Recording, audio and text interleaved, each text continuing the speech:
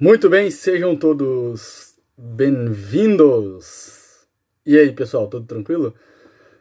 Muito boa noite para todo mundo. E aí, pessoal, beleza? Então, hoje é dia de mais uma live aqui para vocês no Instagram. E aí, tudo tranquilo? Sejam bem-vindos, portanto, Francisco, Lenisa, Marcos, sejam todos bem-vindos. E aí, pessoal, beleza? Beleza? Tudo tranquilo? E aí, Henrique, tranquilo? Beleza? Almeida Juliet. E aí, beleza? Tranquilos? Sejam todos bem-vindos, então. Hoje a live é com o Dr. Felipe Duarte, tá? Vamos aguardar aí o doutor entrar. E nós vamos falar aqui dos problemas da pornografia e da masturbação, tá? No casamento, tá bom? Vamos só aguardar o doutor entrar aí pra gente poder começar a bater o nosso papo aqui. E aí, pessoal, tudo tranquilo? Como estão?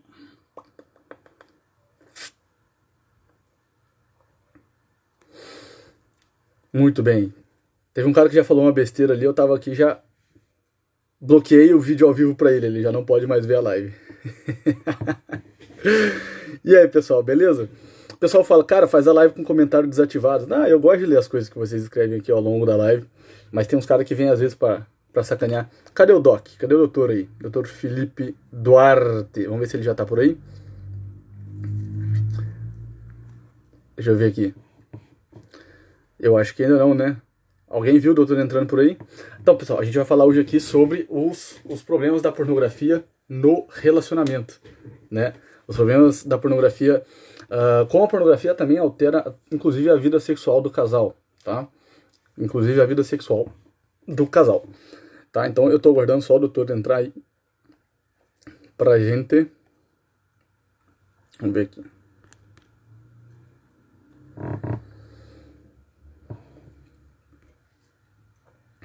Acho que ele ainda não entrou, chegou não, beleza. Então, é isso aí, pessoal. A gente vai falar aqui sobre para quem tá chegando agora, para quem ainda tá entrando aí, né, o tema da live de hoje. Se alguém quiser fixar isso daí nos comentários, tá? Como a pornografia altera a vida do casal, tá? Uh, sobre a Revolução Sexual da década de 60, quais são os melhores livros? Olha, tem esse daqui, Adão e Eva After the Pill, tá? Adão e Eva depois da pílula, tá? Esse livro aqui é muito bom. Os paradoxos da revolução sexual. Ó, o doutor entrou aí, tá? Deixa eu chamar ele aqui pra live, daqui a pouco a gente bate mais papo sobre isso, tá? Deixa eu ver aqui.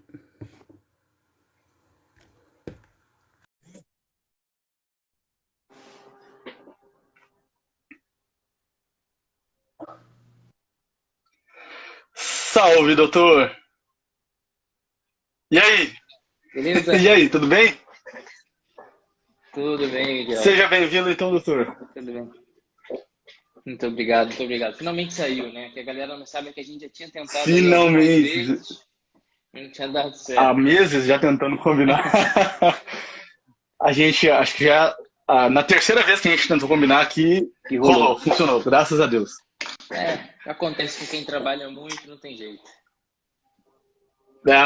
Isso daí, agenda é sempre um problema.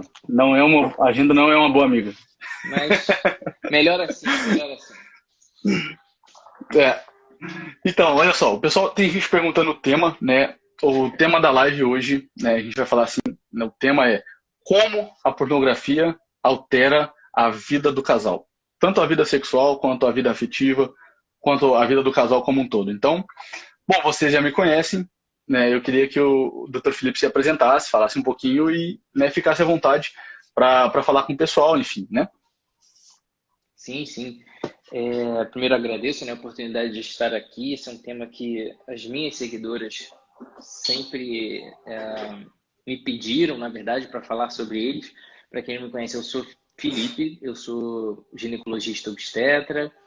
Estou aí há algum tempo lá tentando conscientizar as mulheres sobre alguns aspectos da saúde feminina, para muito além da saúde do corpo, simplesmente, mas uma visão mais integral sobre feminilidade, enfim, redescobrindo o mesmo sentido de ser mulher.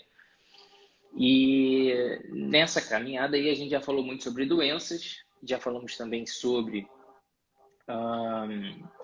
já falamos sobre questões relacionadas à feminilidade e também sobre a vida conjugal. E quando eu comecei a trazer esses temas na página, por incrível que pareça, assim, talvez não tão incrível que pareça, porque dá para crer nisso, muitas mulheres começaram a me procurar para falar sobre esse prejuízo que é essa cultura da pornografia e da masturbação de uma maneira geral, sobre todo o prejuízo que essas práticas trazem para a vida conjugal, né? E aí a gente acaba ouvindo, na verdade, várias queixas diferentes, mas que todas elas muitas vezes estão relacionadas a essa cultura ou coisas que andam paralelamente a ela, né? E aí acho que foi isso que nos trouxe a esse encontro aqui. Exatamente, exatamente. E a gente recebe muita mensagem, né, doutor? De mulheres que sofrem com. Muitas sofrem com o próprio vício em pornografia, outras, né, e a grande maioria, acredito, a grande maioria sofrem com o marido que tem um problema em pornografia. E existe também uma outra, vamos dizer assim, classificação, que são as pessoas que elas têm alguns problemas no relacionamento e elas têm, vamos dizer assim, um contato com a pornografia e elas não sabem muitas vezes que talvez algum dos problemas que elas tenham apresentado pode ser Exatamente. consequência, né, desse consumo da pornografia. Então, isso primeira coisa, né, o problema da pornografia não é um problema religioso.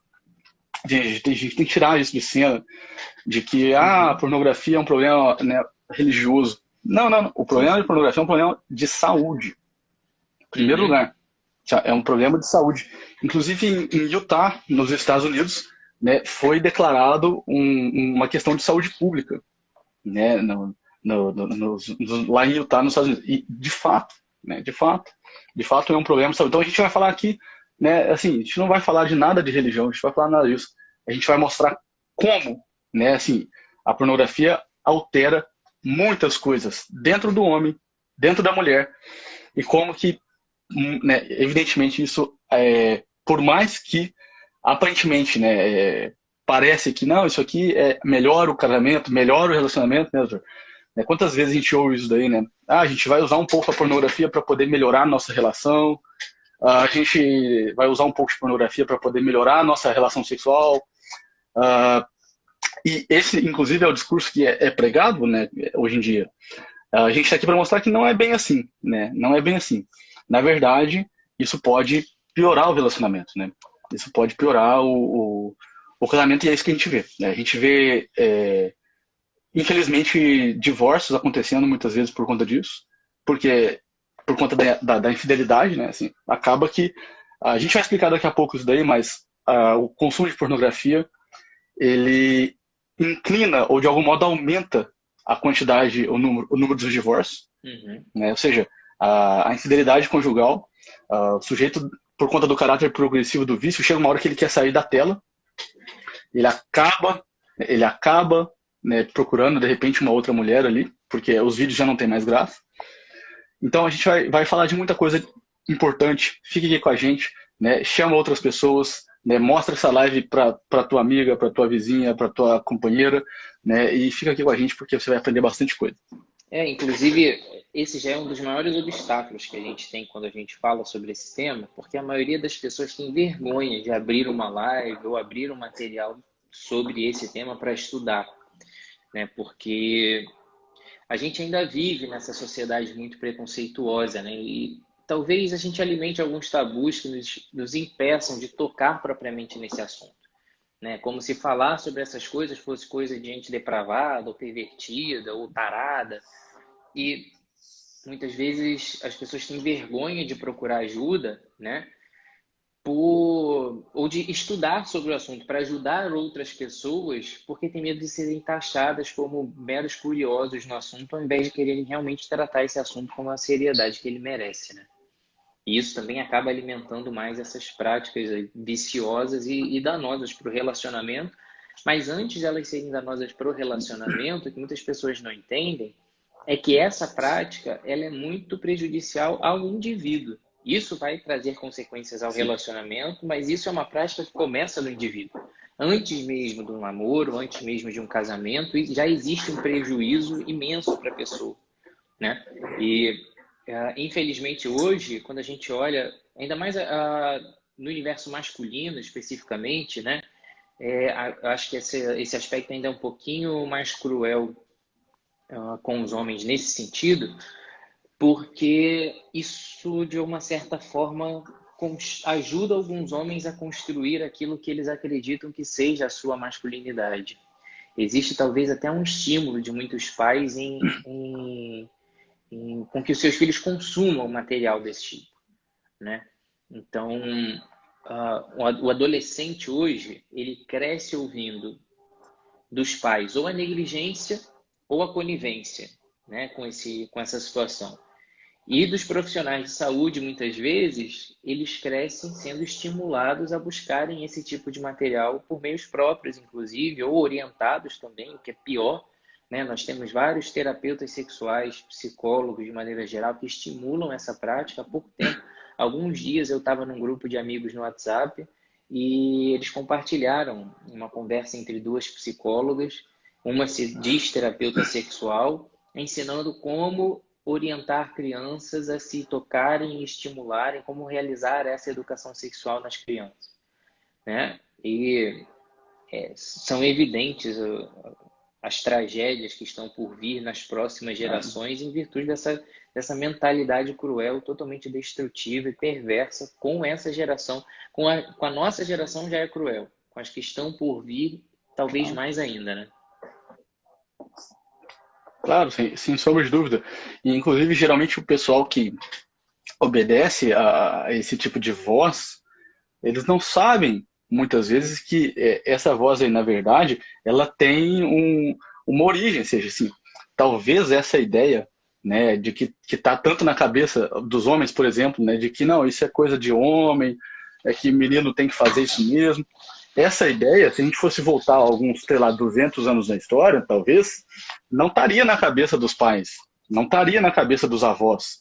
Ou seja, essa ideia, na verdade, ela, se a gente for identificar ela, tem um sujeito chamado Alfred Kinsey, que é um monstro, é uma monstruosidade, na verdade, que publicou 2 livros, um em 48 e outro em 53. Ele era um sujeito a favor da pedofilia.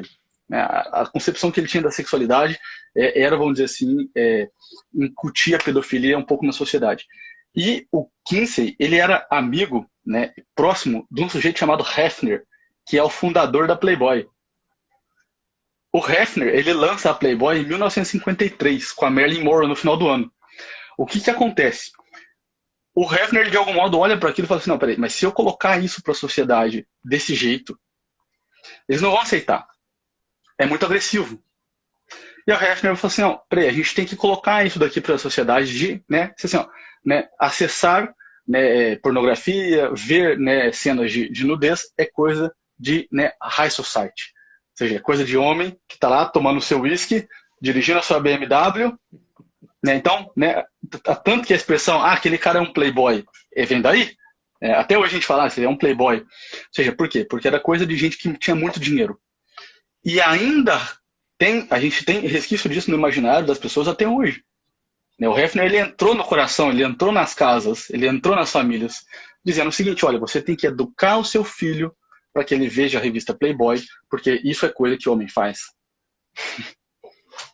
Então, assim, esse é dramático, é dramático, na verdade. Sim. Né? Então, olha só, se a gente for, né, vamos falar assim, a pornografia no indivíduo, a primeira coisa que a gente tem que entender, né, é que acontece algumas coisas a nível de cérebro, né, a nível de cérebro. Antigamente, quando o sujeito, ele, às vezes, via uma Playboy, né, ele via lá uma Playboy e, bom, depois ele arrumava ele casava, arrumava uma mulher, ele largava a Playboy porque ele via que não precisava mais daquilo. Era essa a história. Ele tinha que sair de casa, ir lá na banca de revista, tinha todo um curso de respostas, etc, etc, etc. Bom, era complicadíssimo conseguir uma Playboy na época. Ele tinha que pagar o mico de sair, né, com aquilo debaixo do braço. Hoje em dia, por conta da facilidade de acesso e por conta da quantidade de, vamos dizer assim, pornografia, a coisa mudou um pouco. Né? o que que acontece, então, no cérebro do sujeito que consome pornografia? A gente sabe, olha só, primeira coisa, o cérebro de quem consome pornografia pode ser comparado com o cérebro de um viciado em droga. Exatamente. Esse é um ponto que precisa De um, ser falado de um, sem rodeios, né? é assim, ó, já me perguntaram, igual o cara que é viciado em droga? Sim, é igualzinho um sujeito que é viciado em droga. Em Utah, nos Estados Unidos, tem uma associação chamada Fight the New Drug, porque eles chamam justamente a pornografia como the new drug, quer dizer, a nova droga. E é exatamente assim que acontece. Né? O que basicamente acontece? Olha só, quando você começa a fazer uma determinada coisa, o seu cérebro ele faz uma associação entre o que você está fazendo e o prazer que você está alcançando. Então, quando você, sei lá, come uma comida gostosa, quando você, sei lá, conta uma piada com um amigo, quando você, sei lá, né, tem uma relação sexual com uma mulher ou com um homem, o seu cérebro ele faz uma associação. Ele cria um caminho, por assim dizer, não é isso? Então, assim, ele cria um caminho neuronal, né, naquela direção. É como se ele talhasse uma estradinha ali no meio do mato. Então, esse é um caminho que ele aprende. Se a gente passar todo dia no mesmo caminho, ali naquela estradinha no meio do mato, a gente vai marcar um caminho ali. A gente vai marcar um caminho. O que acontece com o sujeito que consome pornografia? Ele cria um caminho muito forte. O cérebro dele associa, né, imagens pornográficas e prazer.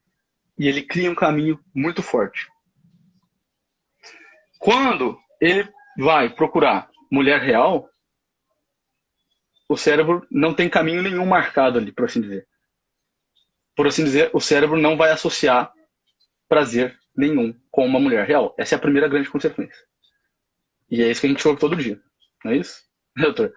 Olha, né, pornografia é muito mais prazeroso do que a mulher real. Né? O sujeito prefere se masturbar, prefere pornografia, né? Inclusive, isso tem consequências gravíssimas, o sujeito ter que terminar a relação sexual com a mão por conta do consumo de pornografia. Sim, eu recebo, inclusive, muitas mulheres que contam, né, da sua vida conjugal, obviamente não identifico nenhuma dessas mulheres, mas falam justamente sobre esse dilema. Claro. De homens jovens que não têm nenhum problema de saúde, aparentemente, né, que tem seu corpo funcionando normalmente, com todo o seu potencial, e que vivem com o que elas chamam de problemas de ereção. Né? E isso é, na grande maioria das vezes, consequência dessa incapacidade do corpo de reagir biologicamente a esse estímulo da presença da mulher, ao qual ele não se acostumou ao longo da vida a entender aquilo como um momento gerador de prazer.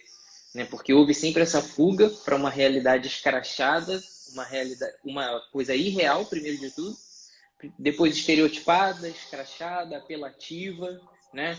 Uhum. Sem qualquer elemento ali realmente de realidade ou de mera pureza em algum.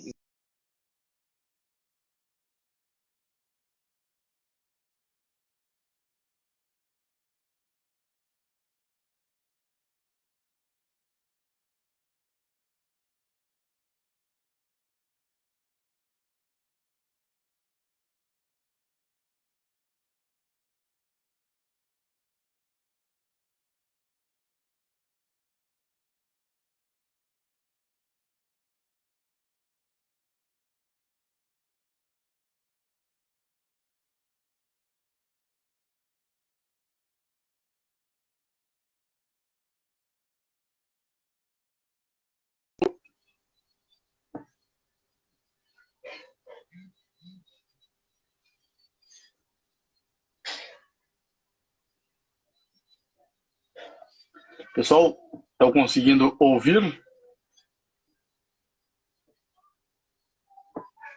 Tá difícil. Voltei? Voltou. Beleza. Minha internet aqui Voltamos. às vezes é difícil pra caramba. Essa semana tá brava, especialmente. Normal. Mas o que eu tava Seguimos, dizendo, toca o baile. eu não sei aonde eu parei depois que eu comecei a travar, mas primeiro existe essa consequência imediata, né, que é biológica, que essa não pode ser, de certa forma, contornada ali naquele momento, né, porque aquilo é uma resposta imediata, como você bem falou, essas vias às quais você se refere nada mais são do que estímulos de algumas vias neuronais específicas, algumas conexões entre neurônios específicas, dependentes de alguns neurotransmissores específicos, né? E numa relação de dependência de dose e efeito, esses estímulos visuais, auditivos, né, o tato, enfim, todos eles acabam por estimular a produção de algum neurotransmissor igualmente relacionado a essa via de prazer e igualmente, cada vez, como qualquer vício, cada vez o estímulo tem que ser maior para que ele seja capaz de produzir uma mesma resposta. Isso acontece muitas vezes com medicamentos, por exemplo, para tratar certas doenças. Isso acontece com a bebida, isso acontece com as drogas ilícitas, por exemplo. Isso também vai acontecer com esses estímulos, né? Que são, como você bem falou, estímulos externos que vão te dar uma relação de prazer. O estímulo varia, mas as vias elas são parecidas, né? E o comportamento do viciado ele também é igualmente muito parecido, né? Mas o grande perigo dessa dependência da pornografia em si, ou do ato da masturbação, o grande perigo disso é que muitas vezes esse é um ato que continua oculto e vai aprisionando a pessoa dentro dela mesma, sem que à sua volta as pessoas consigam perceber a gravidade desse problema. Quando uma pessoa bebe, ela fica aparentemente bêbada. Quando uma pessoa se droga, ela fica aparentemente drogada. Mas muitas pessoas que vivem esse dilema, muitas vezes elas são pessoas que estão fechadas em si mesmas. E dificilmente elas vão externalizar esse problema, porque, obviamente, isso é um hábito que, inconscientemente, ele já é ruim, né? Então, a pessoa esconde aquilo e a vergonha acaba sendo um agravante disso tudo, porque impede que ela dê esse primeiro passo para seguir adiante, né? Ou, às vezes, o orgulho mesmo, a vaidade, alguma coisa do tipo, né? Exatamente, exatamente. E é o grande problema porque ela vai se isolando nela mesma e isso piora uma das coisas que a pornografia mesmo intensifica. Isso é uma segunda consequência da pornografia, que hoje em dia a neurociência já descobriu, tá? Tudo isso que a gente está falando, a neurociência já descobriu nos últimos 20 anos, pessoal, tá? É simples a gente conseguir os estudos e mostrar as referências sobre tudo isso daqui. É muito simples mesmo. Uma das coisas que a pornografia de alta velocidade, o consumo exacerbado de pornografia intensifica, é justamente isso que o Dr. Felipe está falando aqui, que é a questão do isolamento.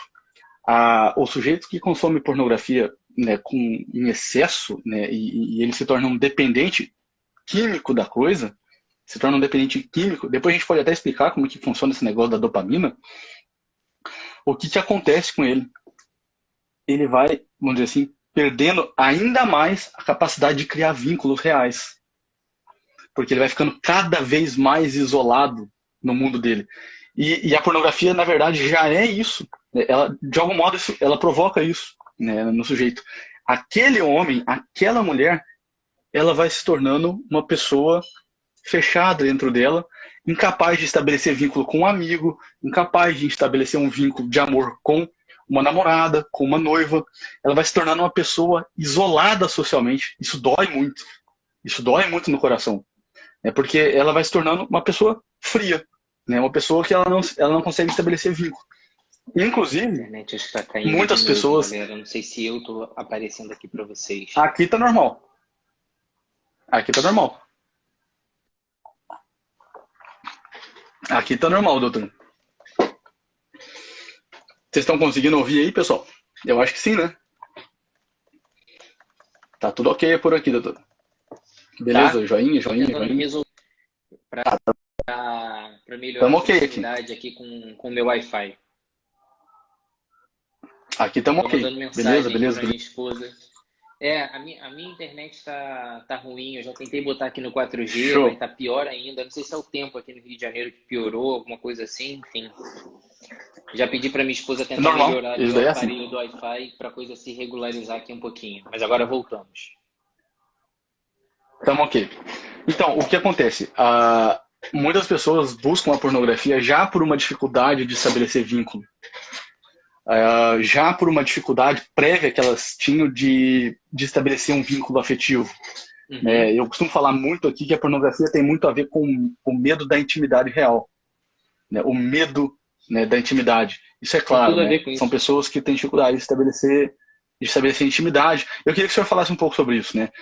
Porque numa relação de amor, numa relação entre homem e mulher, o que mais, vamos dizer assim, queima o nosso coração é a intimidade, né? E, né, não é a intimidade genital, gente, pelo amor de Deus. Hoje em dia todo mundo, nós vivemos numa sociedade extremamente sexualizada, então todo mundo Uhum. pensa que sexo é genital. Não é isso, Sim, sim. né? Não é isso. O doutor pode falar isso muito melhor do que eu.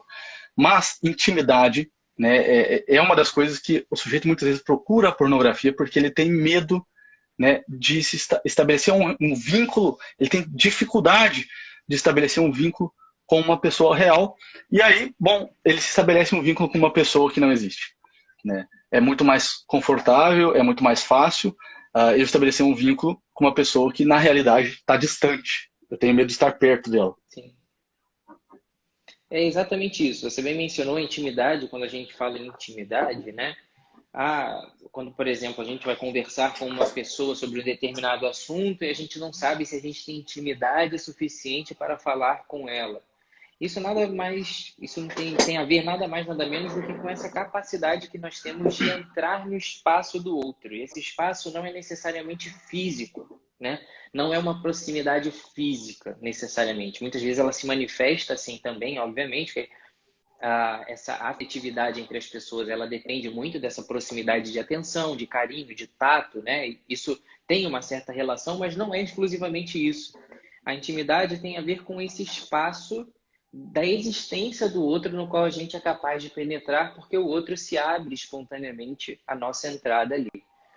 E isso, né, tem um significado simbólico muito grande, por assim dizer.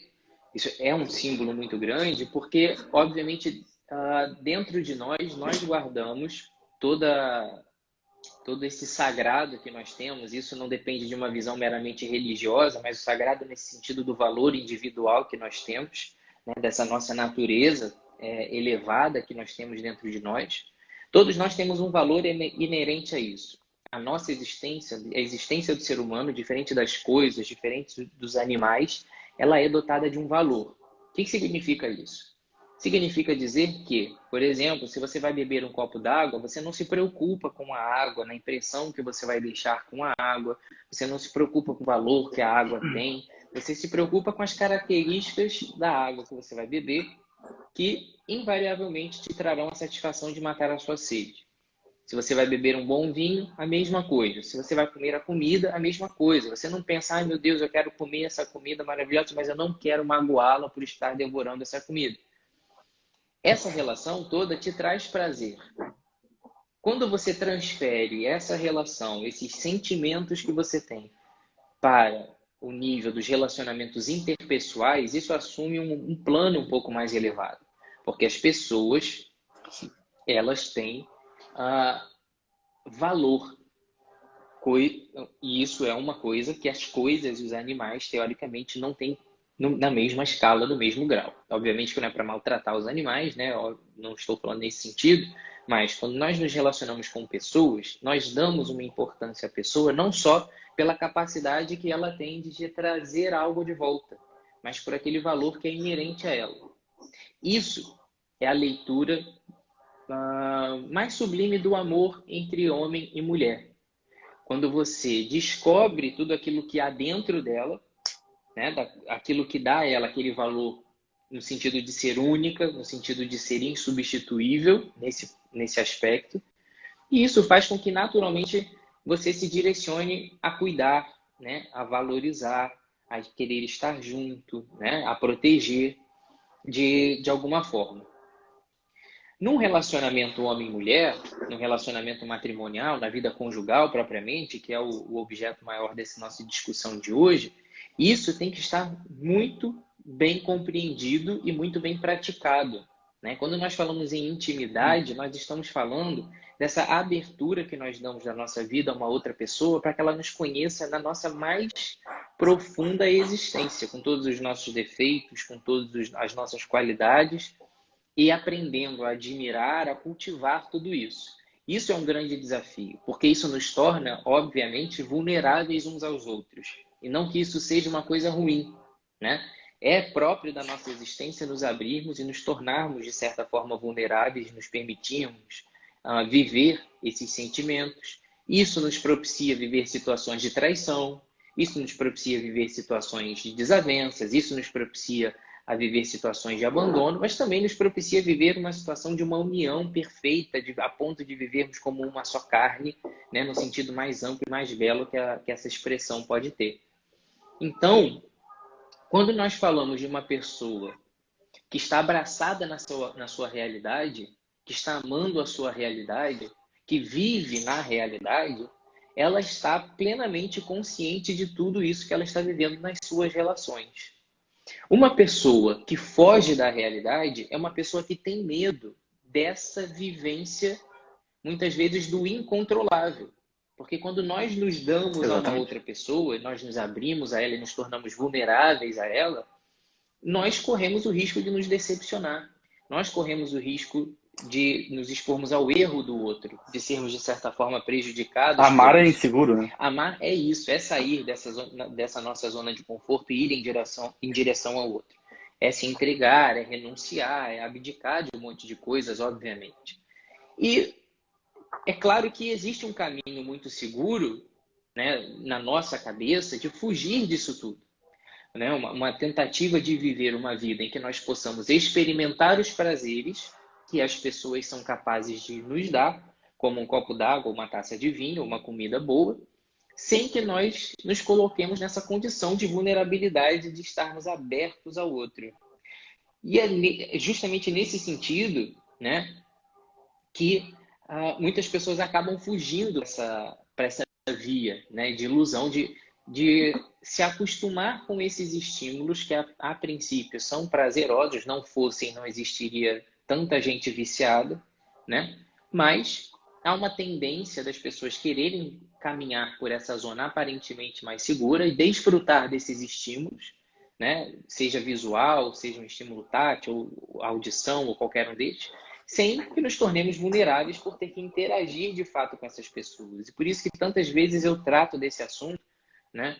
Quando as mulheres me perguntam lá na página, eu, obviamente, como sou ginecologista, eu não sei como é que funciona aqui na sua página. Você deve ter uma ideia melhor dos seus seguidores, obviamente, mas a minha página é 93% constituída de mulheres, pra você ter uma ideia. E eu sempre ouço pelo lado delas, né? O quanto esses homens não conseguem se entregar na cama, o quanto eles são extremamente nada criativos, totalmente dependentes de penetração. Exatamente. E totalmente desconexos da realidade. Eles não transam com uma pessoa, eles transam consigo mesmos. Perfeito. E naquele momento, o que está ali sendo usado para que eles tenham prazer é a mulher.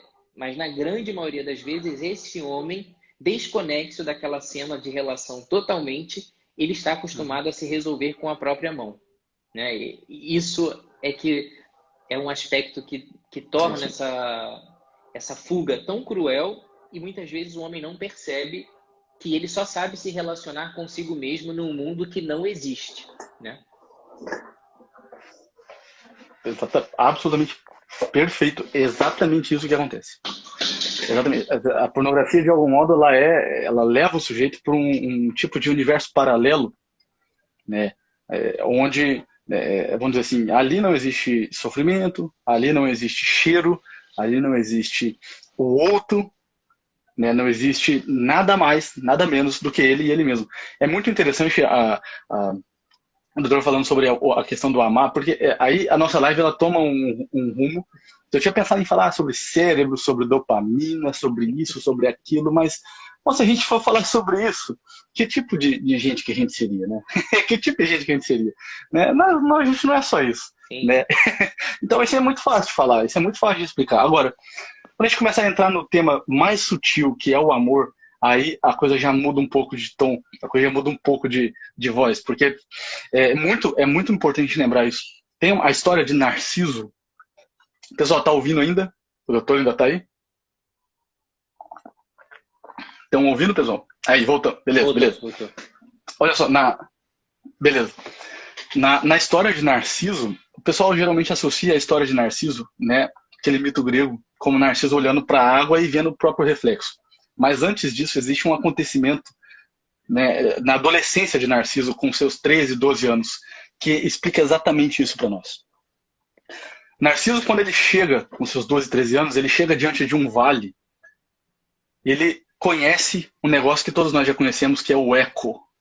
Todos nós já chegamos diante de um vale ou diante de uma lagoa, né, e vamos dizer assim, chamamos o eco, né, eco, e o eco respondia, né, ele respondia a alguma coisa, né, e Narciso conhece isso, né, e a história conta que Narciso se apaixona, antes dele se apaixonar por ele mesmo ali na água, Narciso se apaixona pelo eco. E por que isso está aí? Por que né, os mitos estão ali para lembrar a gente de algumas verdades fundamentais que a gente esqueceu. E por que isso está aí? Porque olha só, Narciso se apaixona pelo eco. Ele se apaixona pelo eco da própria voz. Só que, olha só, quando eu chego para uma mulher e eu digo, unamo-nos, eu não sei o que ela vai dizer. Quando eu chego para uma mulher e eu digo, eu te amo, eu não sei o que ela vai dizer. Eu não sei qual é a resposta dela. Amar é um ato inseguro. Sempre, sempre, amar é um ato inseguro. E quando o Narciso se apaixona pelo eco, olha só, o eco, eu já sei o que ele vai devolver.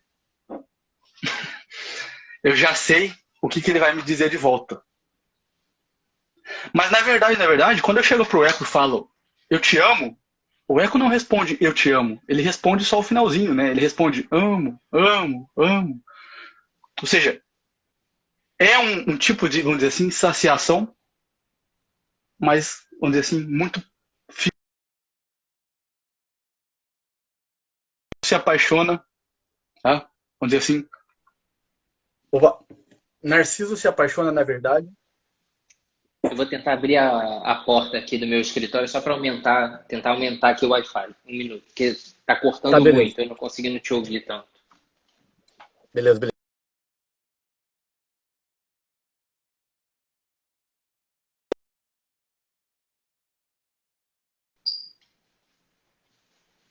Pode seguir? Beleza, acho que agora vai. Vamos tentar aqui. Beleza, beleza. Então, olha só, quando, né, Narciso, vamos dizer assim, ele se apaixona, quando ele chega diante do eco e ele se apaixona, na história conta lá para nós, que Narciso se apaixona pelo eco, Narciso se apaixona por algo que é controlável. Narciso se apaixona por algo que é controlável, que ele, vamos dizer assim, já sabe o que vai responder. E é isso que é a pornografia. A pornografia é um universo controlável, que é o oposto do amor. Não é isso?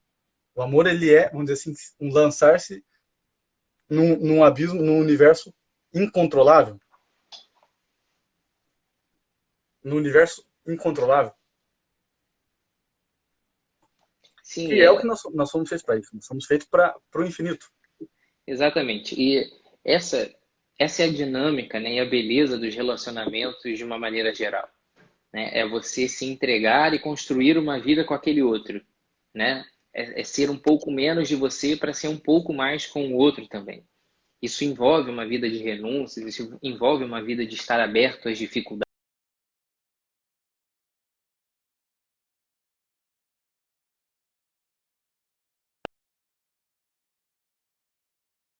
Essa obsessão por ter tudo sob controle pode ser prejudicial. Né? Essas mulheres, eu falo muito lá sobre métodos naturais, falo muito sobre os prejuízos da vida com anticoncepcional e bato muito nessa tecla. E assim como esse papo de pornografia, masturbação, ele tende a receber um rótulo de papo de igreja, quando a gente fala em anticoncepcionais e método natural, é o mesmo rótulo que vem.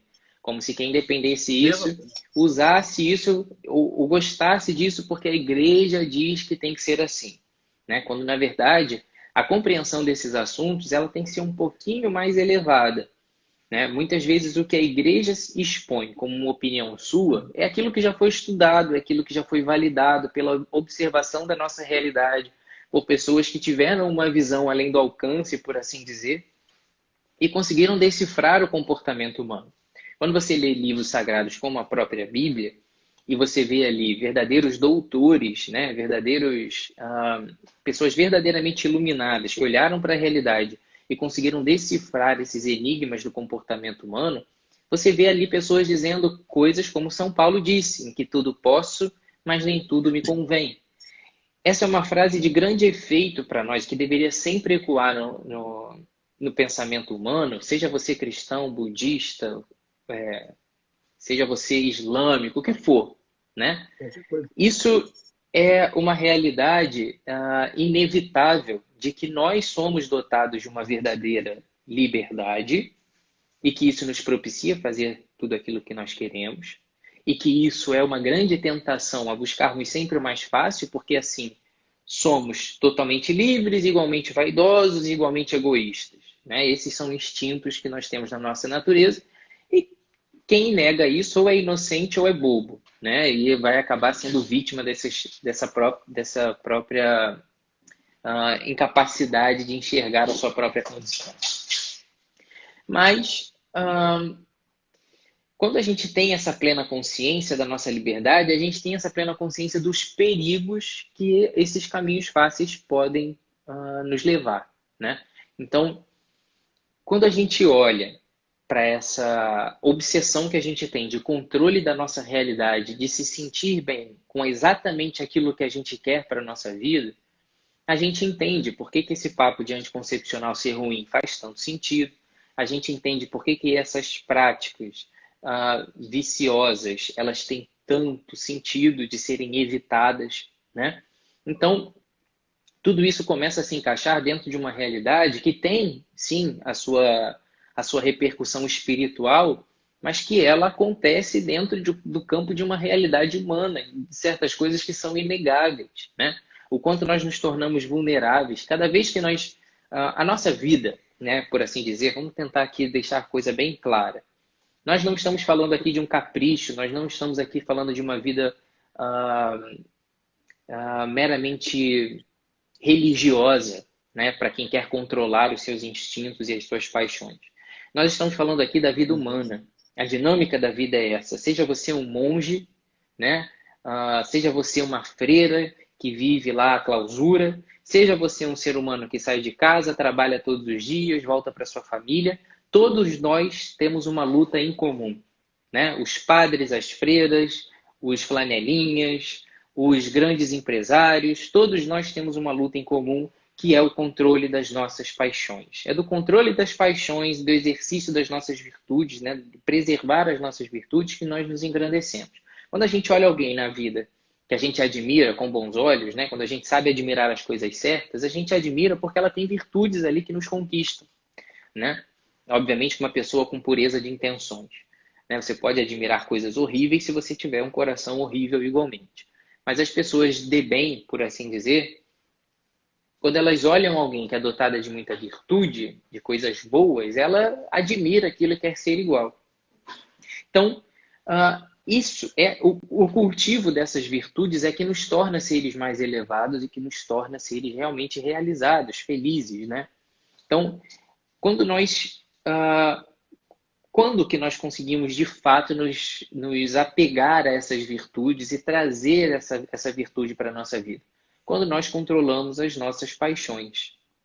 E aí, mais uma vez, é inevitável fazer uma citação bíblica, né, sobre a importância de uma vida de jejum. Quando a gente fala de jejum e a igreja prega jejum, todo mundo pensa naquela pessoa sofrida que parou de comer carne ou que faz abstinência de algum alimento específico. Mas a verdade é que jejuar é uma prática de libertação do homem das suas paixões, de domínio sobre as suas paixões. Experimente, por exemplo, cortar qualquer pequeno prazer da sua vida, né? Então, vamos, por exemplo, assim, trazer um exemplo para a minha realidade, tá? Eu gosto muito de café. Então, o café é um sinal que eu associo no meu dia de que o dia começou, ele me desperta de fato, ele tem um sabor que me agrada, e eu sempre tomei café com açúcar até bem pouco tempo atrás. De uns tempos para cá, eu decidi que eu ia tomar café sem açúcar, como uma maneira de autocontrole e de domínio das minhas paixões. Todas as vezes em que eu, de alguma forma, estou mais fraco no meu autocontrole para o que for, eu percebo porque eu começo a botar açúcar no café de novo. Então, isso se tornou para mim uma maneira de calibrar o meu autocontrole. A minha capacidade de controlar, por exemplo, as minhas emoções. Toda vez que eu fico mais irritado, eu me sinto mais fraco e eu boto açúcar no café. O que nós precisamos entender muitas vezes é que se botar açúcar no café é muito parecido com o que a gente faz com todos os nossos sentimentos. Nós temos uma obsessão por tornar a vida algo mais doce de se viver e rejeitar o amargo, como nós fazemos com o café. Acontece que a vida, ela não é necessariamente só o doce que você vai provar em todas as coisas, né? E aí, quando nós temos essa obsessão de tornar tudo mais doce, nós estamos literalmente vivendo num conto de fadas, em que tudo no final acontece da maneira como deveria ser. E isso é extremamente prejudicial porque faz com que nós sejamos constantemente adolescentes até os 50 anos de idade. Isso é um perigo imenso para a maturidade das pessoas, para a personalidade das pessoas. É absolutamente perfeito, né? Olha só, o que é a pornografia se não um universo paralelo onde o viciado espera que a pornografia, vamos dizer assim, o eleve a um estado de arrebate onde, não, peraí, nesse lugar aqui não existe mais sofrimento, nem amargura. Exatamente isso. É só doce. O Jordan Peterson compara a pornografia com o Peter Pan. Totalmente. Com Peter Pan. Quer dizer, o sujeito, é o menino que não quer crescer, né, e que não quer sair da terra dos garotos perdidos, da terra do nunca, da terra que não existe. O que é um homem maduro? É o homem que, bom, a vida ela é amarga, ela tem sofrimento, ela tem dor, ela tem luta. Ela tem frustração. Hoje mesmo eu falei nos stories, não, esse negócio de frustração não existe. Aí me perguntaram depois no direct, como assim frustração não existe? Não é, frustração não existe. Você só se frustra porque você se acha, né? Você acha que você está querendo controlar tudo. Quando você, né, mata esse veneno dentro da tua alma, você se abre para a imprevisibilidade da vida. E aí, pela primeira vez, você se abriu para a vida de verdade. Você se abriu para o amor de verdade. Né? E, inclusive, eu estou lendo esse livro aqui, evidentemente o doutor conhece, Adão e Eva depois da pílula, né, os paradoxos da revolução sexual, e uma das grandes consequências, eu não sei se é nesse aqui, ou se é o Revolução Sexual do Pichirin, que ele fala exatamente, olha, a primeira grande consequência da coisa, né, foi o fenômeno da adolescência prolongada. Totalmente. Porque agora eu tenho o amor que não é responsável. Eu tenho só o prazer. Eu tenho Peter Pan. Sim, exatamente. Nós temos, é muito nítido como eu vejo em todas as caixinhas. Atualmente, né, eu já passei por vários assuntos dentro da minha página quando eu falo sobre saúde da mulher. A partir do momento que eu comecei a passear, porque esse é um assunto muito delicado. Então eu já venho falando de muitas coisas há muito tempo, na expectativa de preparar as pessoas para falar desse assunto que é muito difícil, e a partir do momento que eu comecei a tocar nesse assunto, ainda que minimamente, isso abriu uma brecha ali dentro, e atualmente é impossível abrir a caixinha de perguntas sem receber majoritariamente perguntas sobre a vida sexual dessas mulheres. E é impressionante como eu vejo, eu chego a situações de receber directs ou caixinhas de perguntas de mulheres que estão vivendo uma situação de verdadeira humilhação no próprio relacionamento. Né? Primeiro, eu vejo mulheres totalmente reféns da postura sexual depravada do homem. Né? Vejo muitas mulheres, é incrível como depois que eu mostrei a primeira caixinha de perguntas, uma mulher me perguntando isso, várias vieram atrás comentando. De homens que só conseguem se satisfazer ou ter uma ereção ou ter um estímulo realmente para começarem o ato sexual quando começam a perguntar para a mulher sobre experiências sexuais passadas dessa mulher. Agora veja, isso é uma total subversão, né? Perversão da dinâmica de um relacionamento, que é, como você bem falou no começo, a construção dessa intimidade. Isso é a própria violação, é a própria violência da mulher no seu sentido mais profundo, de um homem que tem total intimidade com ela, que adentra na realidade dela, na sua mais profunda existência, e ali, na parte mais vulnerável e mais frágil que a mulher tem, já exposta ao máximo para aquele homem, ele traz à tona toda uma realidade da qual muitas vezes a mulher quer se privar e esquecer. Muitas vezes relações passadas que ela teve que foram traumáticas ou que foram violências, ou das quais ela não necessariamente se orgulha daquilo, mas ela se sente totalmente exposta como um objeto, né, que numa coisa meio tarada, assim, começa a gerar um estímulo no seu marido, não por aquilo que ela é, mas por aquilo que os outros homens fizeram com ela. Isso mostra para nós o quanto esse hábito, né, de alimentar essa depravação da realidade constrói no homem uma postura totalmente desconexa. Ao mesmo tempo, eu recebo uma série de questionamentos de mulheres na minha página que falam assim, eu não sei se eu tive um orgasmo na minha vida. Mulheres casadas há anos com seus maridos, e a gente olha para esses maridos e vê que nitidamente existe esse traço ali. Porque uma pessoa que tem essa cultura da pornografia, ela vai caminhar por essa via do instantâneo, da incapacidade de construir um ambiente sexual adequado, de uma conquista no dia a dia, né? Vai ser incapaz de ter criatividade nas suas relações, a ponto de não se tornar tão dependente da penetração propriamente para ter prazer. E o mais grave, ele é incapaz de sentir prazer vendo a sua mulher se realizando. Então é aquele cara que se sente o garanhão, que muitas vezes impõe à mulher sem saber uma realidade que ela fica fingindo orgasmos para ele porque ela tem pavor de ter relação, porque é extremamente desagradável para ela não está nada estimulada ali, ela é totalmente refém daquela situação, um relacionamento totalmente desgastado, ela estimula ele a ir cada vez mais rápido ao orgasmo e ele se sente extremamente dominador por isso, porque ele consegue satisfazer a sua mulher rapidamente. Tudo uma mentira. É uma vida conjugal, a sexualidade de uma vida conjugal construída em cima de uma mentira, né? E isso, da mesma forma, muitas mulheres vêm me falar: ah, eu só sinto prazer da maneira tal. E muitas vezes é porque ela nunca foi estimulada de outra maneira, né? São homens que estão realmente furtados dessa masculinidade forte de saber como satisfazer uma mulher. Exatamente. Isso é muito importante, doutor. Eu vou falar uma coisa que acho que isso eu nunca falei aqui. Essa necessidade desses homens, na verdade, muitas vezes, né, evocar essas dores que as mulheres tiveram no passado, é uma postura sádica, né? É uma postura sádica. E olha que coisa interessantíssima. Eu já falei muito aqui que, de algum modo, o viciado em pornografia, ele adquire ele tem um traço de personalidade que é, vamos dizer assim, ele é um sujeito impotente diante da vida. Ele tem um sentimento de impotência muito grande,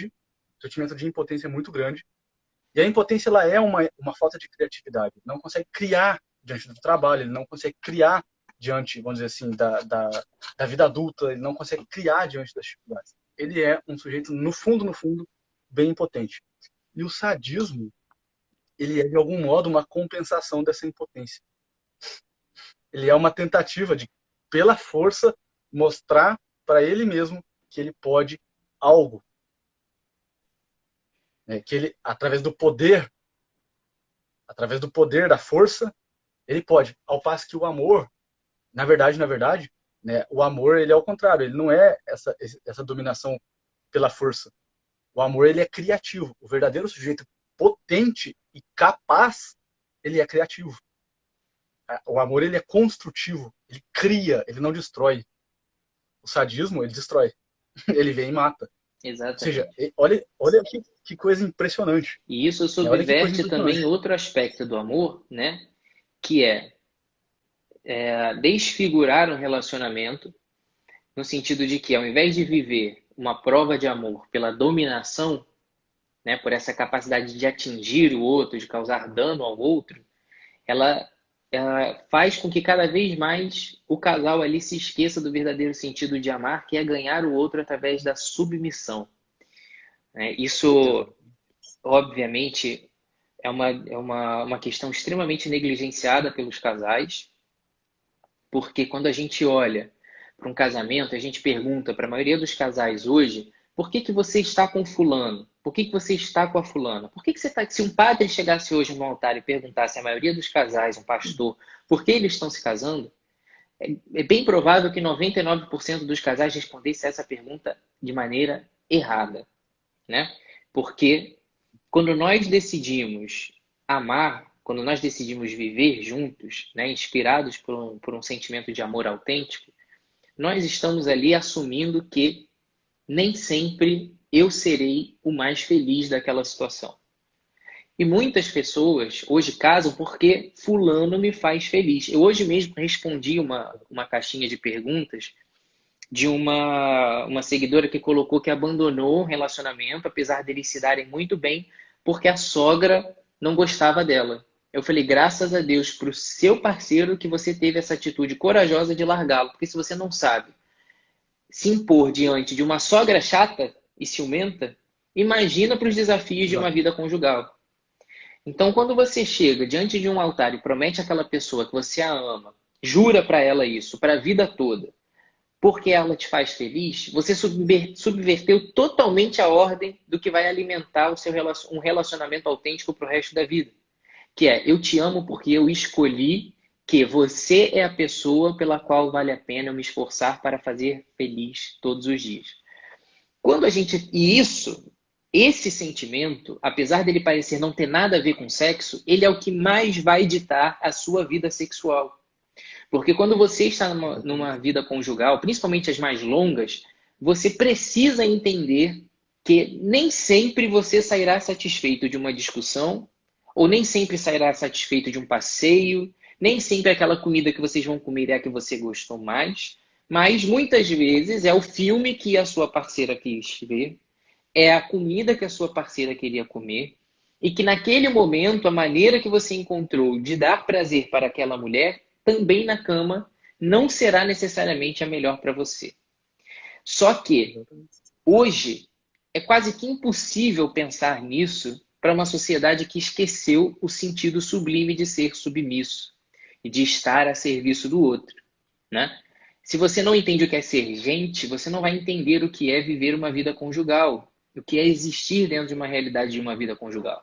E aí essas pessoas vivem, na verdade, a grande maioria das vezes, eu já falei isso na minha caixinha de perguntas também, e isso meio que choca as pessoas no primeiro momento, mas a grande maioria dos casais hoje, quando vai para a cama, na verdade não estão vivendo uma relação de entrega mútua, mas estão vivendo, na verdade, quase que uma relação de masturbação a dois.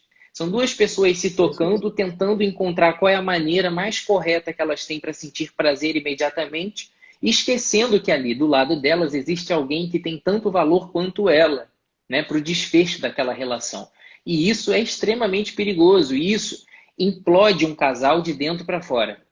Porque o sexo é o alimento de união espiritual também desses casais, como João Paulo II já dizia, né? Isso é uma união ali no seu sentido mais profundo, na qual Deus se manifesta de alguma forma. Quando você viola isso, isso você implode um prédio de dentro para fora. Isso é a pior coisa que pode acontecer. Implode toda uma família. Sim? Implode toda uma família. Implode toda uma família, inclusive as crianças. Isso é um Sim, desastre, desastre, desastre. exatamente. É um desastre porque eu já. Quantas pessoas eu já vi que, olha, a gente não tem relação sexual há 5 anos, há 6 anos, há 2 anos, há 1 ano que seja. A gente tem relação sexual uma vez por mês. Se você tem um filho de 3 anos, de 4 anos, essa criança vai crescer necessariamente insegura. Porque o ato que fundou a existência dela está sendo colocado em xeque. Sim. O ato que fundou a existência dela está sendo colocado em xeque. Esse é o ponto. Esse é o ponto. Esse é o coração da coisa. Doutora, o Instagram vai derrubar a gente tem menos de 1 minuto. Obrigado pela conversa. É muito bom Imagina. conversar sobre esses assuntos. Vamos ter que voltar aqui para Isso falar é, mais sobre isso, com certeza. se Deus quiser, voltaremos. A gente vai fazer uma parte 2 dessa live aqui. Com certeza. Então, pessoal, printem essa live, marquem o Dr. Felipe, marquem Miguel Soriano, divulguem. As pessoas precisam saber dessas coisas. Tá? Doutor, muito obrigado pela presença, muito obrigado pelo papo, pela conversa. Isso foi muito construtivo e a gente se vê por aí, Com certeza. por esse Eu que Instagram e quem agradeço. sabe um dia para essa vida. Com certeza. Eu que agradeço aí a oportunidade de falar sobre esse assunto que precisa ser mais falado, com certeza. Sem pudores, sem excesso de pudores. Pessoal, até a próxima então. Fiquem todos com Deus. Não se esqueçam de fazer a inscrição no meu desafio Caos da Pornografia. As inscrições, o desafio vai acontecer do dia 25 ao dia 31. As inscrições vão ali até o dia 24. Tá? Não se esqueçam de se inscrever. Fiquem todos com Deus. Até a próxima. Valeu, doutor. Valeu, Tchau, querido. tchau. Tchau, tchau.